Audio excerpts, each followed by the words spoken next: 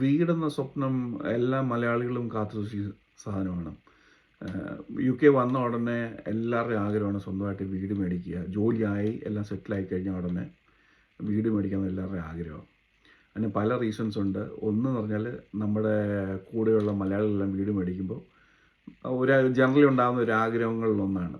ഈ പെട്ടെന്നുണ്ടാകുന്ന ആഗ്രഹം കൊണ്ട് ആൾക്കാർ എന്ത് ചെയ്യുന്നു വെച്ചാൽ വളരെ പെട്ടെന്ന് പോയി ഒരു വീട് മേടിക്കും. ആ വീട് മേടിച്ചതിന് ശേഷമാണ് കുറേ നാൾക്ക് ശേഷം അവർക്ക് കുറേ പ്രായോഗിക ബുദ്ധിമുട്ടുകൾ മനസ്സിലാകും. ഒന്ന്, വീടിന് ഗാർഡൻ കാണത്തില്ല. പിന്നെ മേടിച്ചിരിക്കുന്ന സ്ഥലം മോശമായിരിക്കും. പിന്നെ അതിന് വണ്ടി പാർക്കിങ്ങിൽ കുറേ പ്രശ്നങ്ങൾ കാണും. വണ്ടി ഇടുന്ന സേഫ് അല്ലായിരിക്കും. വീട്ടിൽ വീടിൻ്റെ വെളിയിൽ നിന്ന് പല സാധനങ്ങൾ വെക്കാൻ പറ്റത്തില്ല. അങ്ങനെ കുറേ പ്രശ്നങ്ങൾ വരും.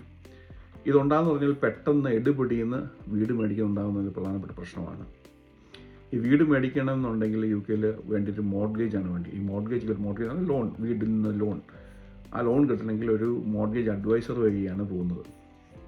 പലപ്പോഴും മോർഗേജ് അഡ്വൈസറെ പല ആൾക്കാരും കണ്ടെത്തുന്നത് ഒന്ന്, നമ്മുടെ പള്ളി വരുന്ന ആരെങ്കിലും ഉണ്ടോ, അല്ലെങ്കിൽ മലയാളം സംസാരിക്കുന്ന മലയാളി ചേട്ടന്മാരാണോ അല്ലെങ്കിൽ ചേച്ചിമാരാണോ എന്നൊക്കെ തപ്പിയിട്ടാണ് മോർഗേജ് അഡ്വൈസറായിട്ട് വെക്കുന്നത്. പക്ഷെ നമ്മൾ ഇൻ ജനറൽ മാർക്കറ്റിൽ നമ്മൾ മൊത്തം സെർച്ച് ചെയ്യുന്നില്ല. ഇതൊന്നും തെറ്റാന്നല്ല പറയുന്നത്. പക്ഷെങ്കിൽ നമ്മളൊരു വൈഡർ ഓപ്ഷനിലെ നമ്മൾ തപ്പുകയാണെന്നുണ്ടെങ്കിൽ ഹൈലി പ്രൊഫഷണലൈസ്ഡ് ആയിട്ടുള്ള ആൾക്കാരുണ്ടെങ്കിൽ അവരിൽ നിന്ന് എടുക്കണം. പല ആൾക്കാരും വന്ന് പറയുന്നൊരു സംഭവമാണ്, എടുപിടിയെന്ന് ചാടിയെടുത്തു, എനിക്കറിയാവുന്നൊരു ചേട്ടനായിരുന്നു അല്ല ചേച്ചിയായിരുന്നു, ഞങ്ങളോട് പല കാര്യങ്ങളും പറഞ്ഞില്ല, കുറേ മാസങ്ങൾക്ക് ശേഷമാണ് തിരിച്ചറിയുന്നത് എന്നൊക്കെ ആൾക്കാർ വന്ന് പറഞ്ഞിട്ടുണ്ട് നമ്മളോട്.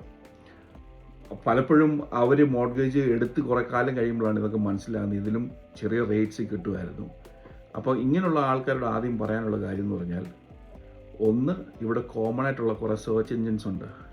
മണി സൂപ്പർ മാർക്കറ്റ്, പിന്നെ Compare.com, അങ്ങനെ കുറേ സൂപ്പർ മാർക്കറ്റ്. അവിടെ നമ്മുടെ പേഴ്സണൽ ഹിസ്റ്ററികളൊക്കെ കൊടുത്തു കഴിഞ്ഞാൽ നമ്മുടെ അനുസരിച്ചുള്ള നമുക്ക് പറ്റിയ ടൈലേർഡ് ആയിട്ടുള്ള പല ഓപ്ഷൻസ് കിട്ടും. നമ്മുടെ ഓപ്ഷൻസ് ചെറുതാക്കാതെ പല ആൾക്കാരിൽ നിന്ന് നമുക്ക് എടുക്കാം. പല കമ്പനീസിൽ പല ബാങ്ക്സിൽ നിന്ന് നമുക്ക് ലോൺ എടുക്കാൻ പറ്റും.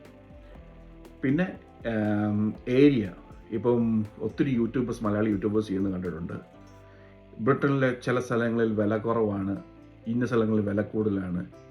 ഏതെങ്കിലും സ്ഥലത്ത് ഒരു വസ്തുവിന് വിലക്കുറവുണ്ടെങ്കിൽ, ഒരു വീടിന് വിലക്കുറവുണ്ടെങ്കിൽ അതിനൊരു കാരണമുണ്ട്. ആ കാരണം, ഇതിന് ഓരോ പ്രോഡക്റ്റിനും അതിനൊരു പ്രൊഡക്ഷൻ കോസ്റ്റ് ഉണ്ട്. ആ പ്രൊഡക്ഷൻ കോസ്റ്റിന് താഴെയാണ് വസ്തുക്കളോ സാധനങ്ങളോ ഒക്കെ വിൽക്കുന്നുണ്ടെങ്കിൽ അതിൻ്റെ അർത്ഥം there is underlying some problems. ഇപ്പോൾ വസ്തുവിന് ഈ സ്ഥലത്ത് വിലക്കുറവില്ല. എല്ലാ ടൗണിലും ചില ഏരിയകൾ വില കൂടുതലും വില കുറവും അങ്ങനെയുള്ള ഏരിയയാണ്. അവിടെ ഒരു ജനറലായിട്ടൊരു റേറ്റ്സ് ഉണ്ട്. അതിൽ കുറഞ്ഞ് ബ്രിട്ടനിലെങ്ങും ഒരു സ്ഥലം കിട്ടത്തില്ല. അങ്ങനെയുള്ള ചില മിസ്കൺസെപ്ഷൻസ് ഉണ്ട്. വളരെയധികം കാര്യമുണ്ട്. ഞാൻ ഈ വീഡിയോ വലിയ ഡീറ്റെയിൽഡ് ആക്കുന്നില്ല. ഇനിയും അറിയുന്ന മുറയ്ക്ക് കുറേ വീഡിയോകൾ ചെയ്യുന്നതായിരിക്കും. Thank you.